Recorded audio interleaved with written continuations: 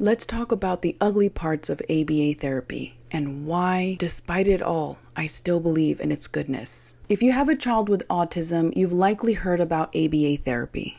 And if you've done any amount of research, you've likely heard of some of its criticism. These are real, valid reasons why some families choose not to pursue ABA therapy. And speaking from my experience as a clinician here in California, I've seen firsthand that the model isn't perfect. In fact, it has some deep-rooted flaws. So what I've done is taken some of the most common and fair grievances I hear about ABA and boiled them down into one clear statement per episode. This video is part 1 of the series. Today's statement we'll be unpacking is ABA is rigid, overly structured, and too repetitive. We'll first unpack what the statement looks like. Then we'll zoom out and look at the science behind them. Because as outdated as some of these practices feel now, they came from somewhere. There is a clinical rationale, even if it no longer fits within our current values. Finally, I'll propose what a better version of ABA can look like and how you, the parent, can advocate for a more modern, compassionate ABA for your child.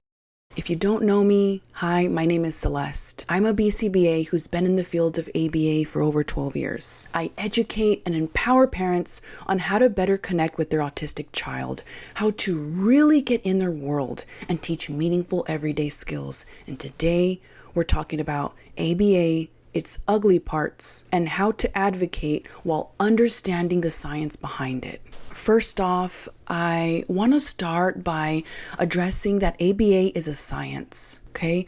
The early science of behaviorism has roots all the way back to 1890. It's a science that's data-driven, empirical, and effective. I want to provide the clinical rationale for why these ideologies exist in the first place and how they fit into the bigger picture of applied behavioral analysis. Because the science is effective for a reason, right? It works. It's how we can harness its effectiveness in a way that works for us today in 2025. ABA is rigid, overly structured, and too repetitive. So what this looks like can be like the therapist drilling flashcards at the table.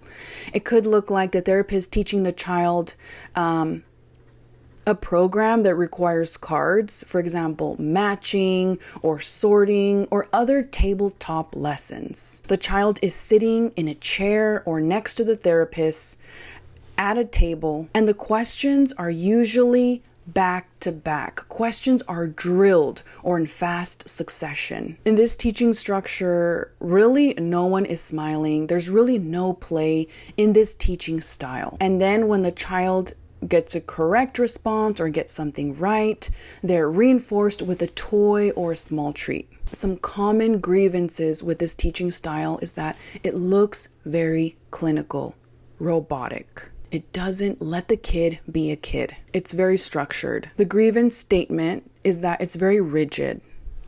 And so what that looks like is the therapist is using the same standardized instruction over and over and over. And that could look like touch nose, and then the child touches their nose, they get a treat. Again, the therapist says touch nose, the child touches their nose, and then they get a reward. Another one is like do this, and then the therapist claps or knocks on the table, and the child knocks or claps on the table. Again, do this, instruction, and the child responds. Do this, instruction, and the child responds. And so it's the same instruction said in the same way with the same words every time. Let's talk about the clinical rationale. Okay, and so also I just want to say, stay with me. I challenge you to put on like your science lenses, your science glasses, and then after this, we'll put on our science and our parent glasses to learn about how we can advocate for a better ABA. This teaching style is called discrete trial training, or DDT. It's a type of learner profile who thrives best with this teaching style. So this is a learner who thrives off of structure, right? Because in this teaching style, It's really a controlled environment with minimal distractions. This is the traditional ABA that parents think of when they picture ABA. Child at a table, therapist at a table. And if you Google ABA therapy and look at the pictures, a lot of the pictures are a therapist and a child at a table. We'll talk later about why this isn't the only way, but even sitting up in a chair promotes attending, right? Because when you're seated upright, you're more eye level to the therapist. It promotes attending because there's structure and there's an expectation that some learning or work is going to be happening. The learner who thrives off of this teaching style is someone who thrives off of routine and predictability. So in theory, if the teaching is too loose with no structure, the learner often moves from one activity to the next with little to no self-direction. They aren't able to pause and attend to the therapist for a teaching opportunity because there's too much going on in their environment. There may be a deficit in attending or focusing to a task, and that's really not conducive to learning.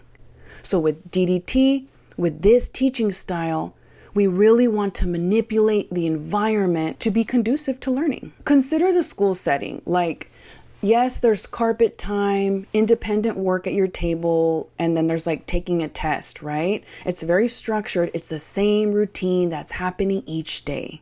Predictable, right? And that's what this teaching style is trying to mimic. Let's consider your child is school aged, right? So he goes to school and the teacher reports back to you. He's really not able to listen to instructions, right? He doesn't sit and attend to the book during reading time. All the kids are sitting on the carpet, crisscross applesauce, looking at the teacher.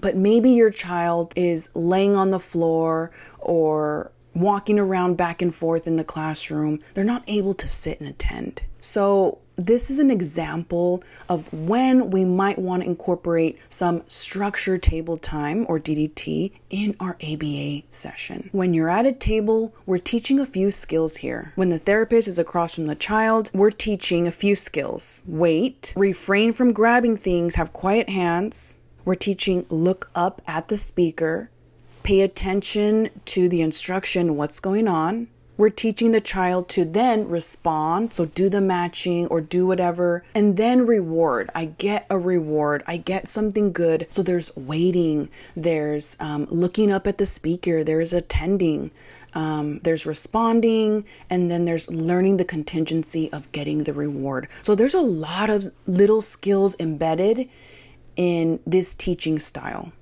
So it has its value. Let's talk about the same standardized instruction. Like I said, touch nose or do this. So when we present the same instruction, it's really promoting predictability for the child. Match, for example, and then they can do the correct response of matching. If sometimes you say, let's match, or put the cards in order, or here you go, let's match right now. These are all different instructions. Depending on the learner, that might be too confusing. And so that's why sometimes there's value in giving the same standardized instruction each time. Let's talk about a better ABA. In my opinion is that we clinicians overuse this type of learning structure. Remember, we talked about why this teaching style is effective, because there is a time and a place for this teaching style. But I would argue that this teaching style is often overused and quickly becomes the default. It's oftentimes the go-to. The therapist, greets the family, meets the child, and somehow we find our way to the table. My approach is to start with play. Always. Start with play on the floor. And this is really for kids ages like 2 to 7. It starts off on the floor. You guys are playing. For older kids, maybe it starts out on the couch. And after floor play, let's transition to outside. So the child and the therapist are looking at the bugs. Maybe they're throwing some rocks. They're really exploring outside, if that's available. After outside, let's transition to wash our hands in the restroom so we can eat our snack. Next, we're eating our snack at the table. And after that, we might bring out some paint and create some messy artwork. So naturalistic teaching, it's called NET in our field. Naturalistic teaching with some bursts of teaching trials embedded within the play. Okay, so like they're outside looking at bugs, pause the bug searching, and run a brief teaching trial. Before eating our snack, before mom serves the child the pudding, for example, the therapist utilizes that opportunity to practice communication. Let's say the child asks for a different color of paint during the painting. Pause.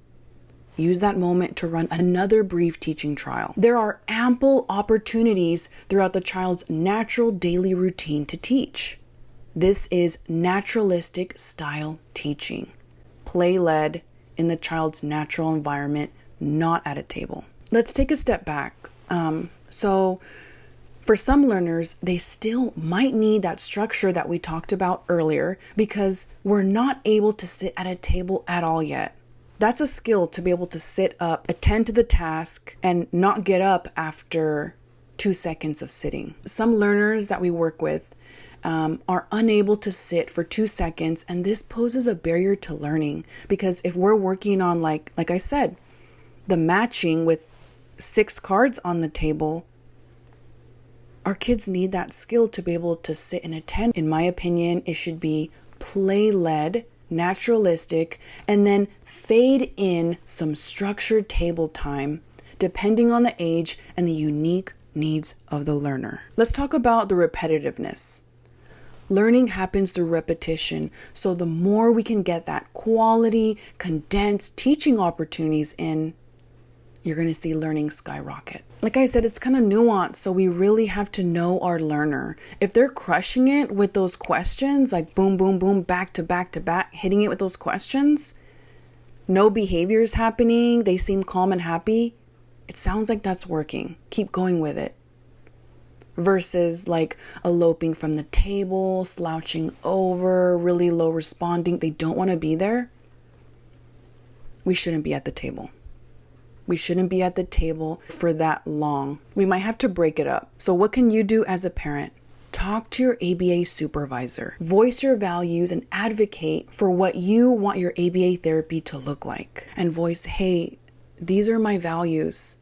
How can we incorporate this into session? I'm interested in more naturalistic, play-based ABA. To recap, we discussed the statement, ABA is rigid, overly structured, and repetitive. We learned that ABA therapy is based off of a science where a tabletop teaching style is sometimes beneficial for learners that thrive off of structure, routine, and predictability. In light of a better ABA, clinicians can incorporate a play-based approach to therapy sessions and utilize tabletop structure in supplement to the play. Last, we talked about how parents can advocate for a more modern ABA for their children. Before signing off, I want to propose this perspective. ABA therapy is based off of a science that wasn't necessarily designed with your autistic baby in mind. It wasn't created to teach young children. It's based on principles that are effective and data-driven, not inherently play-based, assent-based, or compassionate. In recent years, ABA therapy is shifting in that direction. Us clinicians are still catching up. We're catching up because these values are evolving, and so are we. It's a work in progress. That's why it's more important than ever that you, the parent, stay informed, empowered, and involved. You have the right to shape what your child's ABA therapy looks like. If this was of value to you, be sure to check out part 2 of the series. Leave me a comment if you learned anything new or had any new insights along the way. From your favorite BCBA, you got this.